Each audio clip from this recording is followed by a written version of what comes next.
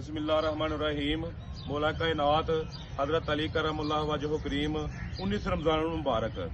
19 रमज़ान को मौला कायनात सुबह फजर की नमाज के लिए मस्जिद में मौजूद थे कि सजदे की हालत में अब्दुर्रहमान इब्ने मुलजम ने मौला कायनात को एक ज़रब लगाई, जिसमें मौला कायनात जो है वो ज़ख्मी हुए।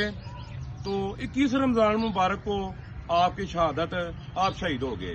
तो जब आपको ज़रब लगी ना, तो सरदारान जन्नत मौलाए हसनैन करीमैन वो आए तो आपने उनसे कहा कि मेरे दुश्मन को ये नहीं करना कि मेरे दुश्मन को ज़्यादा तकलीफ दो और ऐलान करो कि खलीफा कत्ल हो गए और ना हक मुसलमानों को कत्ल करो।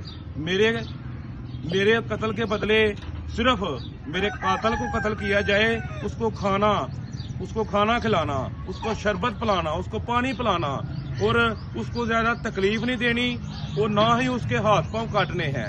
क्योंकि मैंने एक दफ़ा सरकार से सुना, हज़रत मोहम्मद सल्लल्लाहु अलैहि वसल्लम सरकार ने फरमाया कि अपने जो तुम्हें तकलीफ पहुँचाए या मारे या दुश्मन हो, उसके कभी हाथ पांव ना काटो, चाहे वो काटने वाला कुत्ता ही क्यों ना हो। अस्सलाम वालेकुम।